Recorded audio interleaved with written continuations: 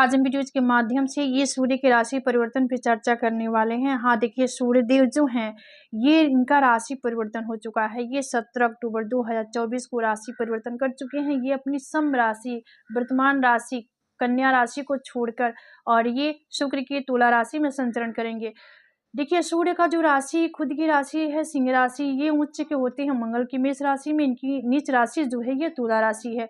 तुला राशि में नीचगत सूर्य कैसे प्रभाव देंगे, इन सभी चीज़ों पे हम विचार करने वाले हैं। और आज का जो साइन होगा लिब्रा से लेकर पाइसेस साइन पे ही चर्चा करने वाले हैं। तो देखिए, कुछ सूर्य से जुड़ी बातें पे भी हम चर्चा कर लेते हैं। चूँकि सूर्य जो है ये कुंडली के स्तंभ हैं, ग्रहों के राजा है, 9 ग्रहों में राजा कहा गया है सूर्य को। सूर्य आत्मा है, पिता के कारक हैं। और सूर्य जब भी राशि परिवर्तन करती है तो अति विचारणीय होता है, यानी बेहद खास माना जाता है। तो चलिए हम सूर्य जो है देखिए, ये नेम फेम स्टेटस, सरकार या सरकार से संबंधित सभी चीज़ों पे ये आधिपत्य सूर्य का होता है, यानी सभी चीज़ों को नियंत्रण करने वाले सूर्य ही होते हैं।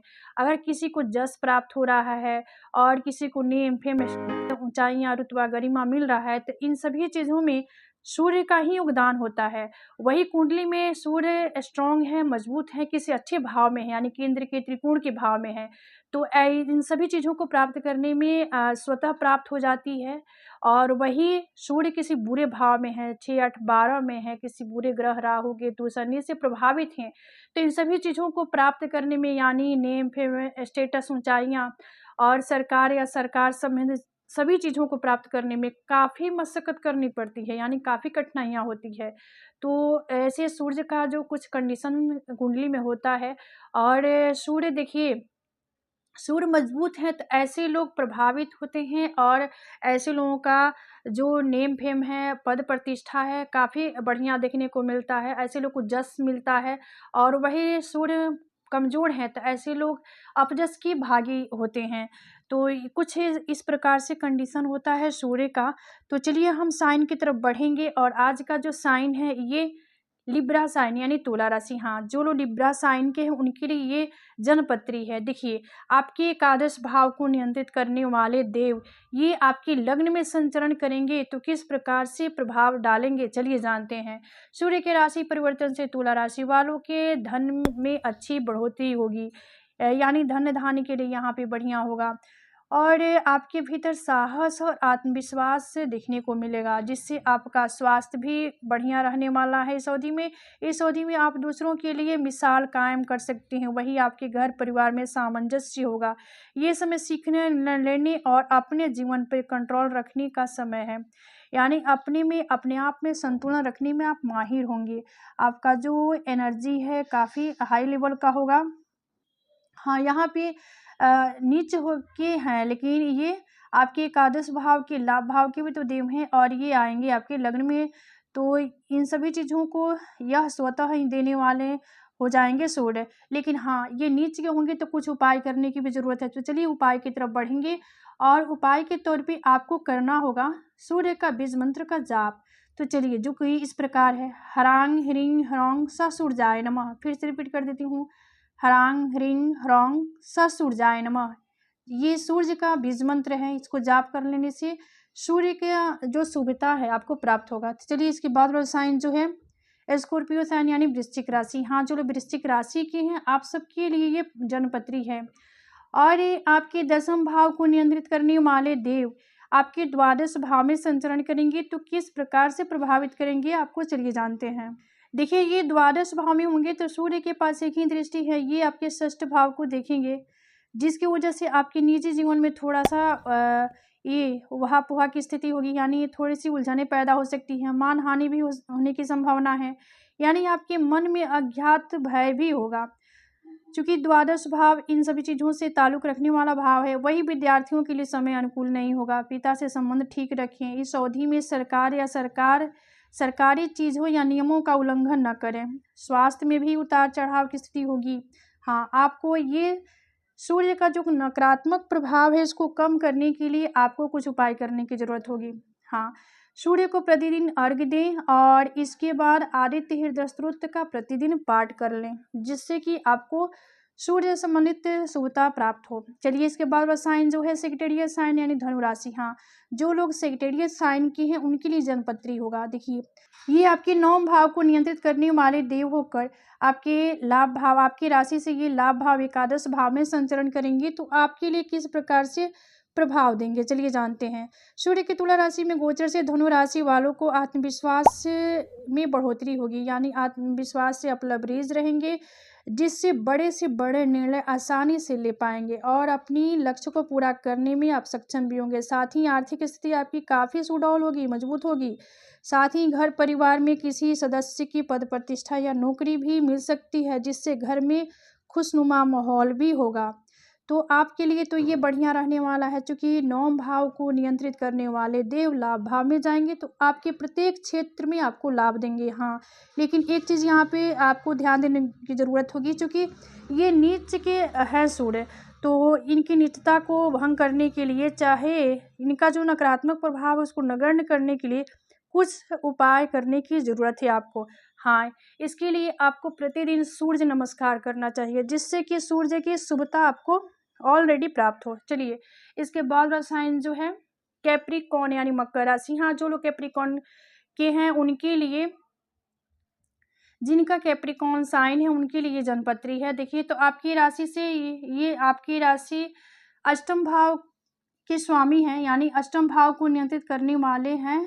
ये जो लोग मकर राशि के उनकी पत्रिका में सूर्यदेव, अब ये 10वें भाव में संचरण करेंगे, अष्टम के स्वामी होकर 10वें भाव में जाएंगे तो कुछ स्थिति यहाँ पे मिला जुला ही प्रभाव इनका होगा। प्रत्येक क्षेत्र में आपको परेशानी और उलझने पैदा होना यहाँ पे शुरू हो जाएगा। जो लोग हायर एजुकेशन के लिए प्रयासरत हैं यानी विद्यार्थी हैं और उनके लिए ये समय काफ़ी बढ़िया रहने वाला है।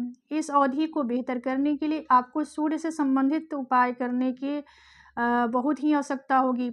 यानी देखिए जो साधक है या साधना में लीन है उनके लिए तो ये गोचर काफ़ी फेवरेबल है, और वही जो लोग ऐसे भौतिकता में हैं उनके लिए चाहे कामकाज को लेकर प्रत्येक कार्य में थोड़ा सा आपको सोच विचार कर ही करना होगा। वही आप सफल होने और प्रयासरतों के पुरस्कृत होने के लिए ज़्यादा प्रेरित भी होंगे। अब चलिए उपाय के तौर पर आपको प्रतिदिन सूर्य को अर्घ्य देना चाहिए और पिता का सम्मान करें। कुछ छोटे छोटे उपाय है सूर्य से संबंधित करने से आपको ये काफ़ी राहत मिलेगा और सूर्य की शुभता प्राप्त होगी। अब चलिए इसके बाद वाला साइन जो है एक्वायरियस साइन यानी कुंभ राशि। हाँ, जो लोग कुंभ राशि के हैं आप सबके लिए जनपत्री है। तो देखिए आपके 7वें भाव को नियंत्रित करने वाले देव हैं सूर्य देव, आपके जाएंगे ये भाग्य भाव में संचरण करेंगे तो आपके लिए किस प्रकार से फल प्रभाव देने वाले होंगे, चलिए जानते हैं। ये केंद्र के स्वामी होकर आपके भाग्य भाव में जाएंगे, जिसकी वजह से आपको व्यापार व्यवसाय में अच्छा खासा लाभ की प्राप्ति होगी। वही दान पुण्य के कार्यों में आप आगे रहेंगे। घर में कोई धार्मिक कार्य भी होगा जिसमें परिवार के सभी सदस्य शामिल होंगे। विद्यार्थियों के लिए समय काफ़ी सर्वश्रेष्ठ होगा और वही प्रतियोगी परीक्षा की तैयारी कर रहे छात्रों के लिए यहाँ पे ये शुभता देने वाले समय होगी। अब चलिए उपाय के तौर पर आपको सूर्य की उपासना करें और सूर्य को प्रतिदिन अर्घ्य दें। तो कुछ छोटे छोटे उपाय हैं जिसको करने से ये सूर्य का जो नकारात्मक प्रभाव होगा वह नगण्य हो जाएगा और सूर्य की शुभता प्राप्त होगी। चलिए इसके बाद वाला साइन जो है ये पाइसेस साइन यानी मीन राशि। हाँ, जो लोग मीन राशि के हैं आप सबके लिए ये षष्ठ भाव को नियंत्रित करने वाले देव हैं। देखिए आप सबके लिए पत्रिका है जो है यहाँ पर मीन राशि वालों के लिए है, तो आपकी राशि से ये अष्टम भाव में संचरण करेंगे। अष्टम भाव ऐसे देखा जाए तो ये अष्टम भाव जो होता है स्पेशलिस्ट ये आयु का भाव है, लेकिन ये भाव जो है बहुत ही रहस्यमयी भाव होता है। अष्टम भाव यहाँ से तंत्र मंत्र योग साधना और ये आयु का तो भाव ही है, लेकिन इन सभी चीज़ों का विचार की जाती है। दीर्घकालिक रोग का भी विचार किया जाता है, ज्योतिष का भी भाव है ये। तो यहाँ पे संचरण करना ये त्रिक भई भाव है, तो यानी ये बुरा भाव है। तो यहाँ से सूर्य जब होंगे तो ये आपके धन्य धान के भाव को देखेंगे, यानी वाणिज्य हुआ परिवार कुटुंब में द्वितीय भाव को देखेंगे, जिसकी वजह से धन्य धान के लिए तो ये गोचर काफ़ी बढ़िया होगा। हाँ, यहाँ पे जितना भी आपको संघर्ष करना है, जितना रिस्क लीजिएगा संघर्ष कीजिएगा उसमें आपको सफलता अवश्य ही प्राप्त होगी। आपको ये समय आत्मनिरीक्षण का है। ये समय जो होगा आत्मनिरीक्षण के लिए है, साथ ही पूर्व के सभी परेशानियों को सुधारने का भी समय है। ये समय काफ़ी तनावपूर्ण भी भरा होगा, लेकिन आपको घबराने की ज़रूरत नहीं है। सूर्य से संबंधित कुछ जो छोटे-छोटे उपाय हैं जिसको प्रतिदिन करने से आपको ये सभी चीज़ें में संतुलन बना रहेगा। घर परिवार में तालमेल बनाए रखें। खान-पान, जिह्वा, वाणी पे विशेष आपको फोकस करने की ज़रूरत होगी। चूँकि सूर्य क्या हैं, ये क्रोध, अग्रेसन को बढ़ावा देते हैं, तो आपके वाणी के भाव में जाएँगे। तो इन सभी चीज़ों का जो सूर्य का प्रभाव जो है यहाँ पे नकारात्मक कुछ हो सकती है। तो इसके लिए आपको उपाय करने की ज़रूरत है। तो चलिए हम उपाय की तरफ बढ़ेंगे। और उपाय जो है, आपको सूर्य का बीज मंत्र का जाप करना चाहिए प्रतिदिन और सूर्य को अर्घ्य दें। यानी जल में थोड़ा-सा ये लाल चंदन डालकर अर्घ्य दीजिएगा, इससे भी सूर्य की शुभता प्राप्त होगी। तो चलिए उपाय के लिए आपको जो बीज मंत्र है कुछ इस प्रकार से है। ह्रांग ह्रीं ह्रौं स सूर्याय नमः। ह्रांग ह्रीं ह्रौं स सूर्याय नमः, ये बीज मंत्र है। इसको जाप करने से सूर्य की शुभता प्राप्त होगी। तो कुछ इस प्रकार से प्रभाव आप सबके लिए रहेगा सूर्य के राशि परिवर्तन से। तो ये था ये सूर्य के राशि परिवर्तन से तुला से लेकर मीन राशि वालों का फल और यह प्रभाव। धन्यवाद।